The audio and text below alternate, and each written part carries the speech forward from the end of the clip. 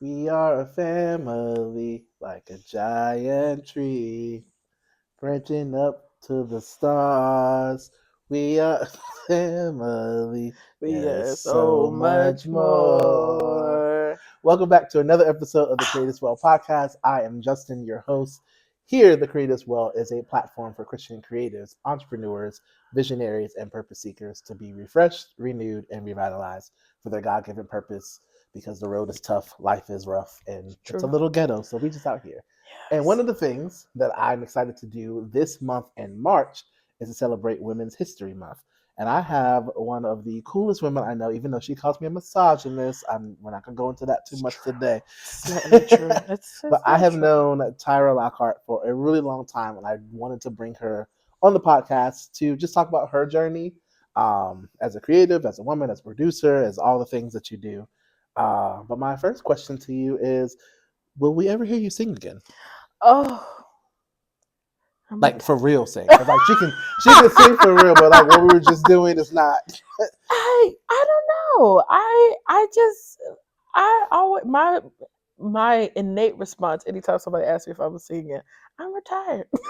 What? Say okay. So there's so many people around us that say they're retired from stuff.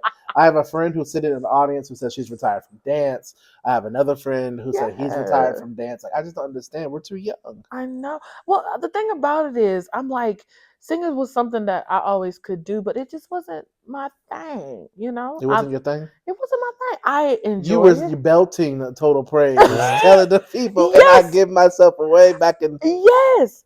But I like, You know what it is? what is it? You quit singing when I joined the praise team. That's not That's true. what. That's not true. It's not true. That's not true. I had to go to school. Okay. So it wasn't like I sung in college. I did different things, but I just turned to different stuff. Like I started getting more into my creative bag, and it's just like, man, Okay. I don't have to. Okay. So, what did you want to be when you were growing up? Ooh, so many things. I wanted to be a pharmacist. I Um, remember that. I yes, do remember that. I wanted to be a pharmacist. I wanted to find a cure for cancer. I wanted to be Missy Elliott. I can't One of rap. those things does not fit with the other, but that's okay. Yes, Yeah. I can't rap. To be Missy- but no, one of the major things, like I wanted to do pharmaceuticals and like I wanted to be like a Madame Curie. I wanted Hmm. to like help people. That's one of the major things I wanted to do when I was a kid. So you're not doing that now. What changed? What changed your mind? So when I went to school, I went through all the motions. I went to got accepted into a pharmacy school. Hmm. I did all the pre-pharm stuff, everything. And I got to it and I was like, I don't want to do this. So while I was in school, I continued singing like I did, like, good little church girl, joined the gospel choir, Hmm. did all the things, sung around all of Philly and stuff What like school did you that. go to? I went to Temple There University we go. in Philadelphia. Go Owls, hooty hoo. But not so like while doing that I started getting into photography, trying to be like the historian, and then I started getting gigs and I did videos for people. It just everything just kind of escalated. My parents got me a camera and I'm like, I'm gonna be Oprah. It's not too late. I'm gonna be a producer. I'm gonna do the things. And I just got the bug and I just kind of ran with it. Now, my mother, when I came to her and said, Mommy, I'm not going to pharmacy school after I've spent 2.5 years. Hmm. And I decided I'm going to switch my major to media studies and communications. And I switched it, didn't tell her. Oh, It so was a lot of it was rage. like the ask forgiveness, not permission. Yes, Yep, because I gotcha, knew they were gotcha. going to try to talk me out of it because it added another year to my schooling. So there was Oh, a lot of rage, okay, but they came along. okay. So was pre-pharm a major there, or were you It like was chemistry or it biology? was pre-pharmacy. It was a pre-pharmacy track. So Okay, pretty much like you do the pharmacy thing, and then you could go to Temple University's pharmacy school if you met all the requirements, or you pick a major like chemistry or I think they biochemistry. should do a statistic on how many people are pre something and don't actually end up. Like I was pre med, but I'm not a doctor. You're pre farm, you're not farm. I know people are pre law, and they are far from the law on the other side of the law. But and it's How? the unfortunate thing, things escalate quickly here, and we don't edit. It's So interesting. we're just very honest here. So, what was your favorite thing about like photography? So you said you started with photography, and then you Yeah. ended with video, and ended Yes. like shifting towards videography. What was your Yes. favorite thing about photography, and then what's your favorite thing about videography? So with photography, well, at first, when I first started doing it, I was like, "Ooh, this can get me in anywhere." I was like, I can be at all the things. A good media pass. People, Exactly. yeah. And then once you get into the weeds of it and you start capturing moments and stuff, it's like, oh my God, this is like, I literally captured a moment in time. So like I kind of just fell in love with that. Very cool. Yeah. And then video? Video, it's like I could create a world. So like I can create a scenario, a situation, and basically create an alternate universe. And that's just always been That's really a cool. love for me. So if you had to pick photo or video, which one would you pick? It would be video.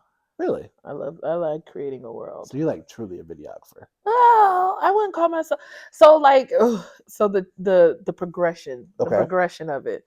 So I went from photographer, videographer to video operations person. Okay. And what does that mean? for So people who like may not know? basically like producing, Okay. producing, basically getting all the necessary tools and resources to the person so they can create a world. Okay. So I guess in a nutshell, I'm kind of power hungry.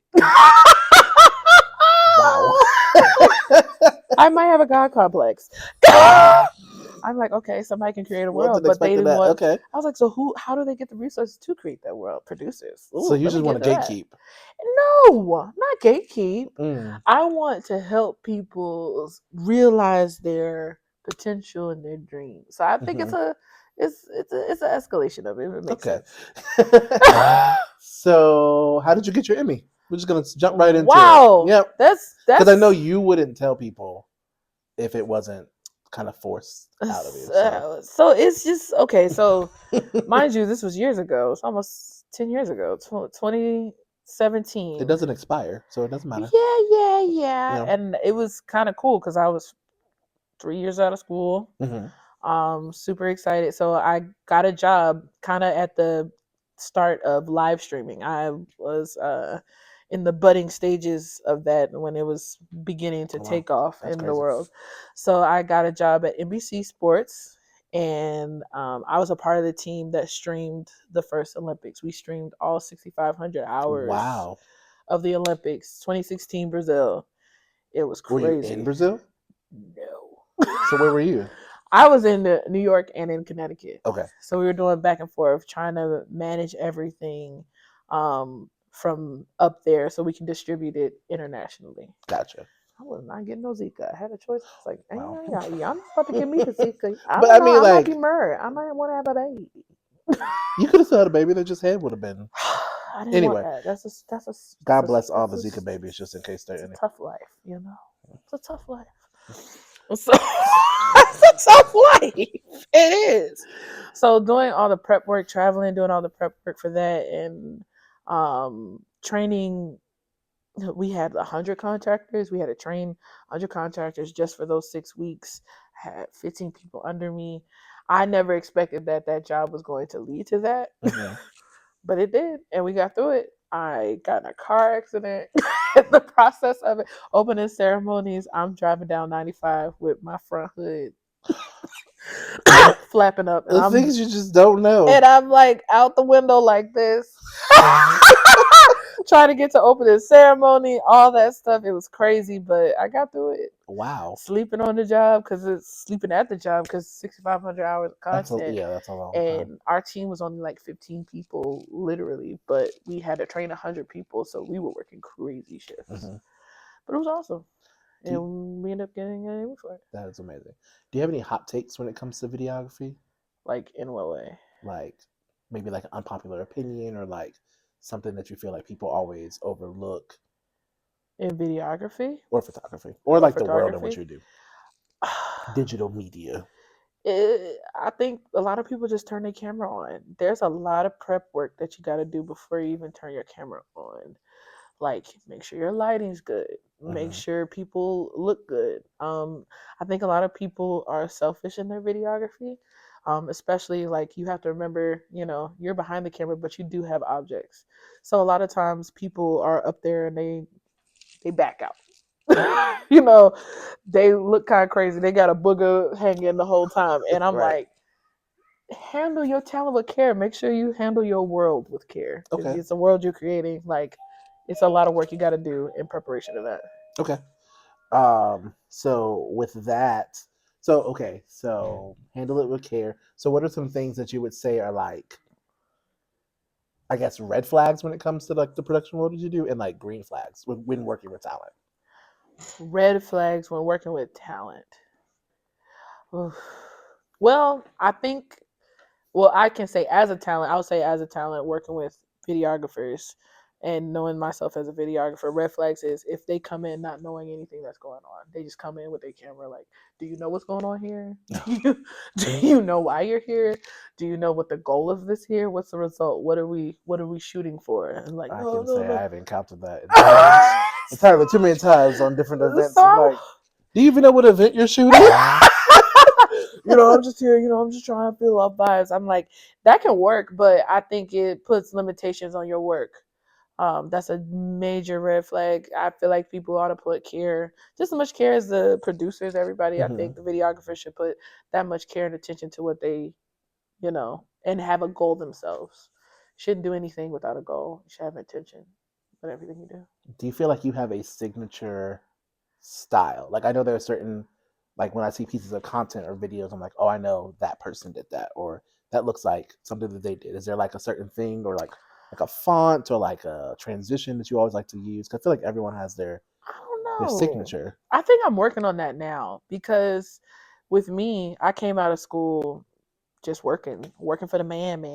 I was with that corporate man. So like there was a lot of Including Disney, because okay. she's not going to mention any of the stuff I wrote down. So I'm just gonna throw some stuff out there. So yes, Disney, the ultimate man. literally, The rat. literally, literally. So basically, like working in them, there's strict guidelines because like we have to follow the branding of everywhere, of the company. So everywhere I went, they were strict branding. So it wasn't a lot of room for me to play around with. And now, now that I'm just, out on these streets, That's not walking through my, going through my existential crisis with the Lord, true. I have a lot of freedom, and it's kind of crazy. I'm like, ooh, I can try things, I can do things, I can throw a little Lowry's on some things and see how I Seasoning. feel about it. Seasoning's good. That's very good. Mm-hmm. So, what has been your favorite project, and then what would be your dream project? Ooh. Okay. So, um, me and one of my friends in college, we worked together on a documentary series, Oh, and I great! I worked with. didn't have to ask you about it. This is wonderful. This is great. I did too. Look what the Lord has Those done. These were my favorites. Working with Sophia Ballas, she's an amazing producer. She's amazing. Journalist. She's awesome. So I worked with her on a project that she founded called Black History Untold. I was associate producer with that. So going through the process of a documentary from start to finish, talking about Black history, which is something I am very much fond of. Mm-hmm. Um, I loved it. I loved every minute of it. So like from finding archival footage to interviewing people to like shoot days, trying to find decorating the set. So that start to finish process as a producer, I thought that was But you did all of that. I was a part of it. I didn't do it all by I mean, myself. yeah, right. In my Let's mind, be I did. very real. Right, no. A teamwork Team makes the dream effort, work. team effort. But like being a part of that entire process was awesome. And That's wonderful. I those two series, I was a part of the Revolution one. I helped her out a lot with that, and then I was really involved with the Black Love one that she did. Mm-hmm. Um, Working on those two, I would say are probably one of my favorite projects to work on. So, what's like a dream project, or even like a dream collaboration? Dream collaboration. Yeah, so a dream project of mine. Like I do want to do. Um, I would say, well, so one of the projects that I always wanted to do is this thing called Sheds. So musicians Mm-hmm. they do sheds. They come in, everybody's just like jamming and stuff like that. But I want to incorporate rap with it and like all types of different things. So rappers can come in, they can connect with producers, they can connect with musicians, and then they can just freestyle in the moment, kind of like a cipher. in a while. Yeah. So I kind of want to do that, but I want to incorporate more things into it. I'm still fleshing it You definitely went to out. school in Philly. That's such That's my it's very culture. Philly. I was That's like, my as you talking, I'm like, yeah, culture. it's very, yeah. So, but That's cool though. I think that would be a really cool thing. Even though, like, there are times where I'm like, I don't know, because everybody's coming out with a thing now. You got the trap gospel mixes. I think it's this Anthem Anthem group. Nights, Yeah, yeah, Anthem yeah. Nights. Everybody just has like the things, But and there's I'm always like, space for you. There's always space yeah, for there you is always on the space for side. you. Yes. So just trying to figure out how Oh, you I don't put the can. live audience to sleep. No! Should catch it on YouTube. Terrible. Terrible. Dang, I thought, I don't be getting on camera like that. I thought I was gonna be like doing something. You do, And you rocked. you're doing. She's jet lagged. She's fine. Oh yeah, that's true. Yes, yes, yes. No, I just looked over and said, "Oh." So, but like, so what would you? What are? And I don't want you to give away like all of your thoughts or secrets on it, but like, Yeah. what are some of the steps? Because I think what's important here is like you have the idea, you have the Hmm. framework, but like there are other people on the side, on the other side of the screen or TV, however you're Yeah. watching this, that might have an idea too. So like, what would your steps be? Like, what would the next thing? If finances weren't an issue, like if I Yeah. said here's a blank check for whatever, what would be the next thing that you do? Well, this is my thing. One, I have to make time. I'm just always doing something. It's kind of crazy. And don't text her. Please, for the love of God, Call her. just call me. I'll Call her. pick She up, will answer. and I will talk to you for 3 hours. Just Yes, call it is me. lovely. Just call me. Don't text me, for the love of God. It's not gonna happen. So essentially, so like if you have an idea in your head, for me, this is the thing. Finances, I feel like that's the last step. People think that's the first thing that you need. That's the last thing you need. And I think one of the most important things to do is to reach across. Like, so many people, there's people you're connected to. I know people like, I don't want to look thirsty.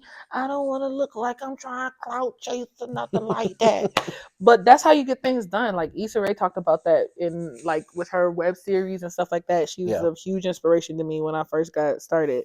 With her model of how she did things. She just did fun things. She did hood rat things with her friends and put it on camera. She did, yeah. Her That's story what is you do. very You know inspiring. what I'm saying?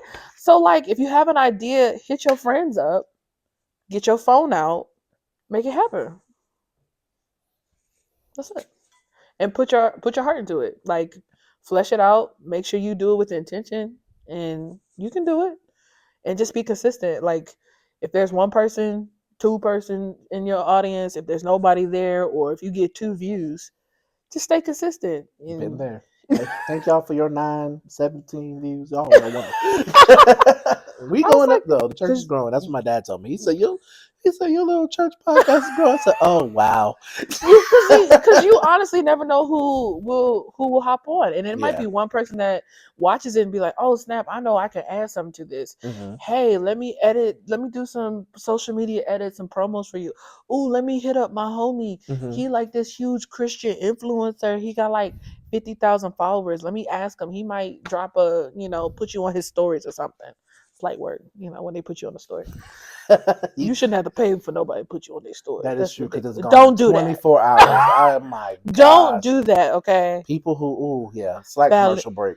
People who, when you do influencer marketing and stuff like that, like if it's like added bonus, if it's included, cool. But like if they're just like, hey, yeah, I'm not gonna post it for you because I get it. You pay for real estate, like you Yes, pay to be on the page. exactly. But when people are like, yeah, it's like $500 for a story post, I'm like, You it's gone lie. in 24 hours, and then they post it at And the like truth ain't in you. 9 o'clock at night. So then the first 12 hours, It's gone. nobody's awake. No. Just Mm-mm. the things that bother me. Don't pay for no story time. Don't do it. Yeah, they should be using their stories anyway to engage with their audience. But anyway, that's a whole nother discussion. We're back. So back to your underground shed. Just I like that name. I'll be there. So what role would you want to take? Would you want to be like producer? Would you want to be videographer? Would you want to do set? Like how would you I would do want to this? play a role in all of that. Of course, it would be a group effort, but like there might be days where like if I know that a group is coming that I really have a strong vision for, I would want to be director that day.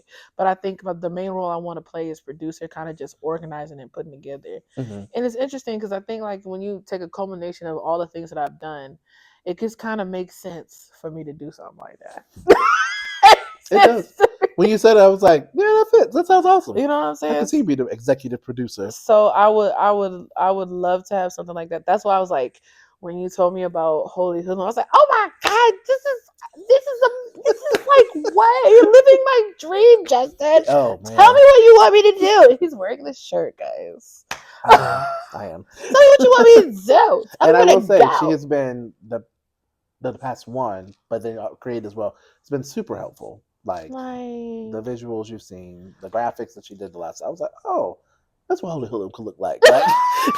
And I think so. Pivoting a little bit in more general conversation, I think one thing that is important that you have taught me, I want to give you your flowers here, is that you can have a vision and then other people can add to it and make it better. And I think that that's perfectly fine, and it doesn't take away or detract. It really just adds. And I think that addition is necessary because, like, with people's minds and their different creativity, they see things in different ways. Yeah. And so, like, you bring things to life. So you'll see your graphic on a t-shirt one of these days soon. But I think that's super important, especially if you want like a long lasting.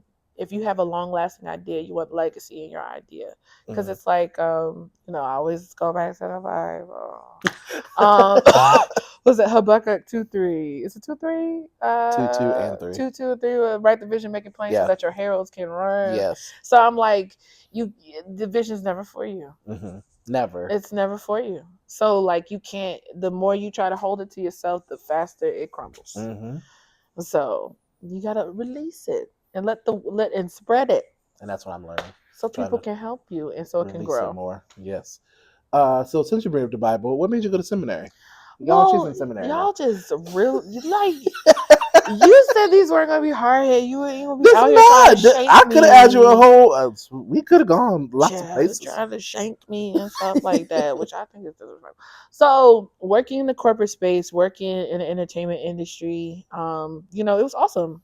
I hit all my goals. I was like, I'm gonna make six figures. I'm gonna be multi-award winning. Blah blah blah blah.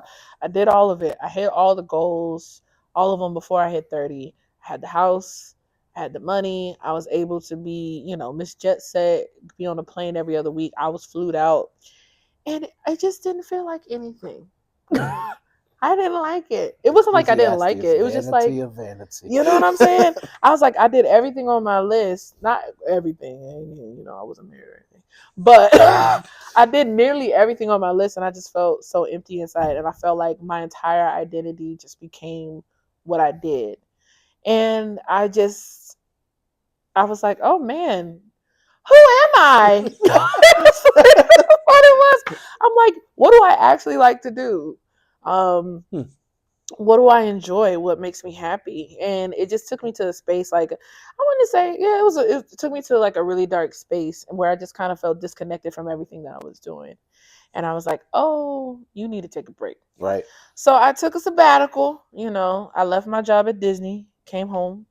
And while I was there, the pastor of my parents' church, he was like, you come here, help us out, stay busy, stuff like that. You come here and help us out with the church doing their media stuff. And I ended up being their media director. It was nothing special. I was 25. I was all the way down. It was all the way down, and my pay got slopped. Okay, it was like a game of Saw with my paycheck. Oh my gosh! But being there, I was so happy. Like working with the different ministries, working with the children, the older folks, helping people get excited about doing like videography and things like that, and also doing it to like the glory of God, knowing that I'm doing it for the sake of ministry, not for the sake of a check or the sake of a rating, all the things, or the sake of like trying to get a back rub from a celebrity or a VP or something like that. I was just doing it for the glory of God and to bring joy to people or to bring excitement out of people, try to bring something out of people. So it just really hit differently. I was like, wow, this is crazy. This is crazy. But I was like, ooh, maybe I need to shift my focus as opposed to trying to hit a means to end to try to get a bag. Maybe I should try to do this for the glory of God, media, and try to do it for ministry. But when I started looking at other I was like, you know what? Okay, all right, let me research this. Mm-hmm. Let me see what this is like. And I started looking up media and ministry and looking up how other like larger churches, smaller churches approach media. And I was like, ooh, oh, this is a problem. Mm-hmm. This is a problem because I'm like, this don't feel different. It feels the same. So how do I make this different? The same as what? Just be It clear. feels I know what you're talking I about, was like, but it feels the same as being in the secular entertainment industry. It right. doesn't feel any different. I'm like, oh, you're pandering. Oh, this is a pageant. Oh, you just trying to get. Oh, this is what? Not the Bible said it being sponsored by Lifeline. What? Yeah, you gotta get some sponsorship. Trying to That's get crazy. sponsored by the Bible app. You trying to get a sponsor? Okay, all right. It feels different. Same script, different cast. That's a Whitney Houston reference. Look it up. Oh. So I was like, how? I was like, I need to learn. I need to broaden my horizon. I really need to get set theologically to figure out how I can approach this so this can be a God thing and not turn into a person thing. Because the thing about media, it's the whole basis of it is vanity, but it can be a tool used for the edification of God. The spread. It spreads. The spread. So we gotta figure out how you can do that, but and not conform. And a lot of people get lost in that. And I need biblical intelligence. Like I need to break that Bible down so I can help these ministries out here not get lost or burned. Right. So what's the next goal? The next goal. See, that's what I'm trying to figure out. That's cool. Hey, it's a That's journey. what I'm trying to figure out It's a because, journey. like, I got one more year of school left, Mm-hmm. and I don't see myself preaching or anything like that. Like, definitely see That's the myself. Lockhart. I see myself speaking at Yeah. things. I see myself helping churches like do like consultations and things like that. But trying to figure out on a larger scale how I can make it into a ministry. That's what I'm seeking God about right now. That's cool. Yeah. It's really cool. I think there's a niche for it, but there's also a need for this younger, and by younger, not necessarily an age thing, but like a generation or a group of people who are a bit more zealous about their Yeah. craft Yeah. and the Bible. I think a lot of times churches have one or the other. Like you have people who are really, really skilled at what they do, but not enough Bible, or people who really know the Bible, but then there's just not much skill. But you and it's shocking to me because like you go in these spaces and you're like, okay, I'm gonna go help this church out do something. They want me to help edit a video and things.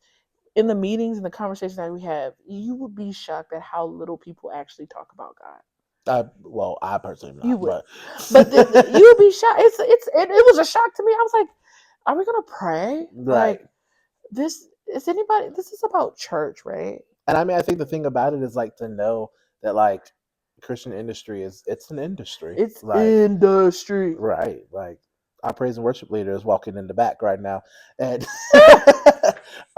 she said something in one of our rehearsals one time a couple years ago before I started to get to know different artists and different things, and she was like, "I try not to pay too much attention to the people, Yeah. because like I never want to be disappointed by the person, like knowing like the music that they sing and the songs they sing, and like I've had some run-ins." Let me tell you something. So yeah. These folks are mean. Right. And it's like it's all about, like you said, it's all about ratings, it's all about so many things other Yeah. than like proclaiming Christ. So it's like just working through you're working through that. So I think bringing Christ back into the Christian industry could really be a mantle for you. But I'm not saying you have to do it all by yourself, because hopefully Oh, somebody will be there to yeah. help you, because it's not a one person job. It's not a one But person job. And also people and it's so funny because I had to I had to preach my first sermon. oh yes, she did. At I seminary was not last going to bring week. that up. It was on my Well, it kind of goes in the thing uh-huh. because I'm like, it's woe to the Pharisees. Mm-hmm. So I'm like, Who were the Pharisees? the For people who may. Pharisees were a group of priests. It was a sect of the priesthood in of the Jews in the time of Christ. That's Basically like your religious leaders. religious leaders, pretty much. Yeah. So pretty much during that time, Jesus criticized them heavily because they were all about the pageantry, but their hearts were not in the right place. So Not whatsoever. and I was like, you see that so deeply in the industry now and in ministry now. And I want to bring something different to that. And I think it's interesting coming in. Like, I've done all this before. Yeah. I'm not here for a check. I'm here for God. So to come in with that energy and just see people, was it Mean Girls when the lions and the stuff at the beginning? They're like, Yes. look at this. Just watching that, it's fascinating. That is. So I guess two-ish final questions, depending on how you answer them. Have you seen have you experienced challenges for being a woman? Like that you can like trace back because I feel like with you being in media, I feel like it's a very male dominated industry. And I'm saying like this because like obviously like not obviously, but like I'm aware of this, but I don't think people recognize these things. But like the majority of video editors and videographers, producers, executive producers are men. Yes. So you are a woman and a black woman at that. Woman. So like talk about that a little bit. So every position I've been in, I have always been the youngest. I have always been the blackest. I have always been the biggest, and I've always been one of three women. Wow. In it. So like it's definitely a thing, especially as I grew on the live streaming aspect, live operations aspect. I was a techie. So I did a lot of engineering work, and most of the engineers are like middle-aged white men. They're cool people, but I had to do a lot of placating, a lot of pandering, and a lot of trying to meet people where they were. I had to play 9 games. What's that book called? The 49 Laws of Power. I am the master of the 49 Laws of Power when it comes to middle-aged white men. So hit me up. We should put her in politics. Never. They're more than middle aged at this point. Y'all think Jasmine Crockett is bad? Now you need to be on a media team. That would be a match made. You think Jasmine Crockett is bad? Child. Did you were in Houston with? Did you that ever cross paths? You ever do an event? No. Dang, that could have been really cool. I saw Sheila and Rep Al all the time. I never saw Jasmine. I think Look at she's newer on the scene. Yeah, to an extent. Yeah. So yeah, but working in the industry, it's always been a tough place. But the one thing about I always talk about how every job I got, I have no clue how I got there. But once I got there, I was underqualified for every position that I got. But once I got there, you would never know it. Really? Yes. What made you underqualified? Underqualified, like I didn't have those years of experience. My last job at Disney, I was a technical operations manager. Like I was a part of a team of 10. We managed over 40 networks. We were a part of the distribution team that sent Disney stuff all across Disney, ABC, all that. We were the people we were frontline defense. So if anything went wrong, people were coming to us. We were liaison between the operators and the executives. So we had to communicate on both sides of the thing at all times. It was 15 years between me and the next person on my team. Wow. Those guys have been working for Disney for 15 to 25. I think one of the oldest guys there been working for Disney for 35 years. And here I am. Hi. Young and spry. Just from where were you? I was like, I didn't work for Disney. They brought me on. I get that. Coming in, but I worked hard. I did everything I could. I made sure I learned everything like the back of my hand, and I became like go-to person. Yeah. And they respect that. I do appreciate that. One thing I do appreciate about the media industry, even though people have their egos and things like that, the older generation, in the engineering aspect, if you know what you're talking about and you can argue, you can stand your ground, they don't mess with you. They may get an attitude and stuff with you like that, but they won't fight you on knowledge. That's good. So I do appreciate that, but you gotta have the knowledge. Like you gotta be able to talk a circle around them. I know people that you can have the knowledge and never mind. No. There's that. I'm not gonna do that today. And there might be, there have been run-ins but it wasn't from the older generations, probably from the newer generation of people, where like I'm going to talk to some of the operators or people under me, and they're older, but they're in a position lower than me. They look at me like, what are you doing here? Yeah. I don't have to listen to you. And then I would literally, and the way to get around that, I would literally tell one of the older gentlemen that's been in his office all day, playing bingo, literally, Doing and nothing. be like, "Hey, yo, sir, can you go tell this person? Why will you just tell them? Just tell them this. Yep. Just let They'll them know. receive it." And sometimes you gotta just take things in stride, unfortunately, Yeah. just to get the job done. What would you tell a young woman who wants to get into media and like media/tech, media or tech? You kind of straddle the fence on both a little bit. What would your advice be for a young Black woman these days? Ooh, okay. Just out of college, just bright-eyed and bushy-tailed, ready to attack the world. What would you tell? Don't let them use you up, girl. Literally. But self-care is so important. You have to protect yourself because, trying to be smart, trying to be the one that trying to go that route of trying to get the respect of everybody, trying to talk circles around everybody, you sacrifice a lot of yourself in that. And you have to understand what's your goal.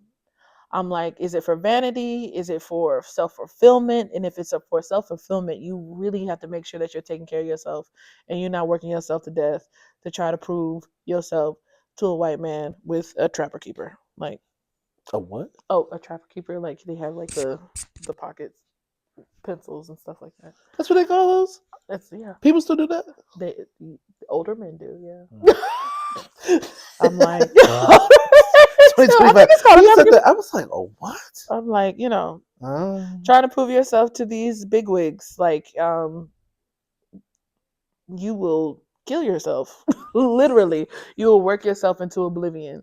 And I can use myself as an example. Like work became my identity. People did not expect me to be at things. People didn't expect to see me. People didn't expect me to call them back. People didn't expect me to show up to large events because most of the time I didn't. And it got to a point where people just didn't even ask me anymore. And I'm like, oh, well, okay. You guys are living your life. Yeah, I can't go. Like I have to go to LA and do this, that. But at the same time, I would have liked an invite to your wedding. So yeah. So do you feel that the sacrifices were worth it? Because you were very, very busy. There was just a time where you just I do. For this point where I'm at, I feel like for me, I had to go through that to learn as much as I have. To become a jack of all trades, to prepare myself for this realm, for what I want to do. So I can help people, help churches, move forward. So I do think it was absolutely necessary for me to gain operationally, logistically, technically, media relations, all this stuff. I feel like I had to go through all those rigmaroles, go through all those jobs, so I can go forth with my purposes now. Okay. Yeah. I guess two more questions. Yeah. What is something you do to recharge? Because you are still busy, like even with that. What's something you do because Creative Well is all about refreshing, renewing, and I forgot already. That was really bad. Supposed to know that. Refresh, renew, revitalize. I said it out of order. That's what got me. Okay. Refresh, renew, revitalize. So what is something that you do to accomplish one of those three things? Well, this is a very new thing for me. I'm like, over the past couple years, I have just been, year and a half, I have been exploring myself. So for me, like recharge, like I will go for a walk. So there's like trails at the seminary, which is very interesting. And I just never thought of myself as a nature girly. Like, wow, I'm going to go walk in the forest today. I'm going to go sit by a tree and pray. You can tell the seminary I go to is mostly Caucasian. So like that's what I've been doing lately. I went to a tree last week, and Elijah was fed at a brook. So that's nice. He also wanted to commit suicide under a tree. So don't stand under that tree too long. You know what I mean? I went over to that tree and I sat there, or I'll go to on campus. There's like There's like a chapel, Mm-hmm. but it has like vaulted ceiling, stained glass, so it's very nice and the acoustics are great. I'll go over there and I'll just sit in there and just like think, Mm-hmm. contemplate. But I do think, so in a nutshell, like meditation, like just taking the time to just like empty my mind. I think that's a way that really helps me recharge, and also spending time with my family.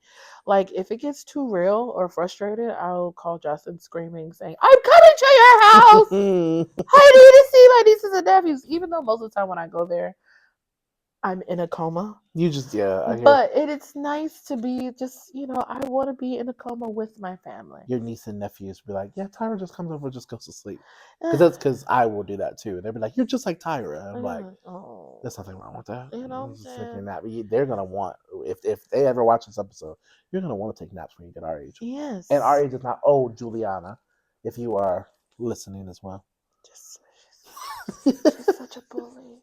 what, She let me hug her last week. It was so awesome. ooh, Oh my god. that's because she had just come from the women's conference. She's so cool. She was ready. She was primed for joy and She love. let me hug her. What lasting words do you have for the people, men, women, whatever, whoever? Please know your why. And if you're doing it for glory, not the glory of God, but for the glory of people, for your own personal glory, please know that it's not going to last, and you're going to run out. And also reach across. Everything has to go through a process. So like if you thinking about things that you want to do, things you want to try, and you're like, oh, I don't have enough money. Oh, I want to do the professional when I do it. It's never gonna happen. Just do it. Call I five of feel like your she's home. talking about me. No, no. I always said I didn't have enough money.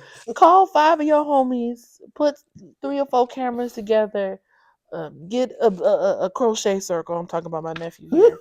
Get a crochet circle together and turn something out. Just put something out. That is really big. You know what I'm Like, saying? create your own opportunities. Because I personally, this is something I'm struggling with as I do consultations with other creatives and just talk with them. It's like nobody's coming to save you. No, So they're like you not have coming. to everything that we've seen like pop off. I can't think of any exceptions, but like someone has gone out and done it. Yes. And that's what made it pop off. Like your favorite stuff, like Beyonce doesn't have sponsors for a tour. Granted, she's Beyonce. Yeah. But when she started, like she was working, she was singing on treadmills, she was working hard. Has been singing. So I'm not going to say that because I'm not going to give you that satisfaction. But What were you about to say? So okay, so when I was in Houston, I had the opportunity to meet Beyonce's father. Oh, that's so cool. Yes, so and I hung out with him and his wife, Mm-hmm. and we talked about it. Beyonce had worked since she was 5 years old. Right. There was 4 iterations of Destiny's Child. Mm-hmm. Even before Destiny's Child, there Poor were 3 Farrah or 4. never got her luggage. That poor girl. That poor girl. But even before Destiny's Child, there was like 3 other groups What that was they it called? That's not important. yeah, really but yeah, there was yeah. like 3 other groups that they had before they even got to that point. So much work was put into the point, like 20 years of work was put in before you got the Beyonce product. Right, exactly. So I'm like, and they were just kids from the neighborhood, and they just were singing and working, singing and at put stuff out rodeos and church yeah. picnics and all that stuff. So if do you it. got something and if you believe in it, you got to make sure you really believe in it and just do it. Any way, shape, form you can. Just do it. Nike. Just know that this year's Nike, if you want to sponsor, that's always great. Ooh, Because ooh. this year's Holy Hoodlum is actually pretty much, you can thank Tyra for whatever does or does not happen. Because had a meeting with her and Micah, and you all know Micah. If you don't, please episode, I don't know, the one with his name on it. And they encouraged me to think and dream bigger and do more. And I was like, I hate all of you. But He was cussing us out with his face, and we were just trying to be supportive. it was supportive, but it was pushy. But it was like a good kind of pushy. So Well, you know, I want to thank you in advance. I am a Lockhart. Truly. I love pushy people. I want to thank you in advance for whatever happens. Hopefully, you all come see it in It's August gonna be or awesome. at some point. So we'll see.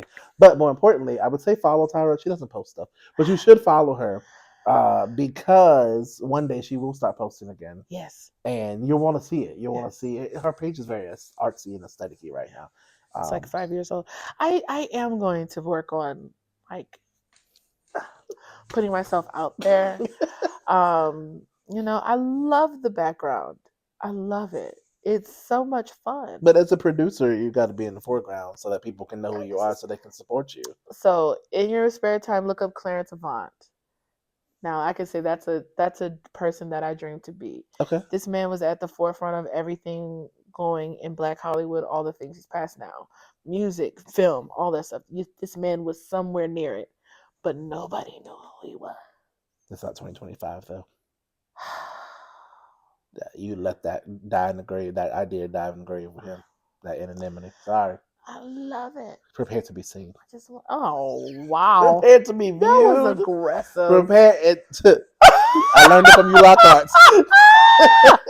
That was aggressive. Yeah. Tune in next week to our next guest. Super excited, but yeah, follow Tyra. Like I said, there's no editing, so you're not gonna have a lower third here. But one day you might. But it will be in the show description on YouTube. I will tag her Instagram and her. Do you go on Facebook? No, I have too many things connected to my Facebook. so no Facebook.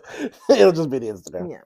First, how much of this is going online? You said this is not getting edited. How much of it? Pretty much all of it. From the time I started singing to now. Oh, thank you, Jesus. Oh, nothing before. No. No. I cut. But once we start. And we praise God. Yes. We praise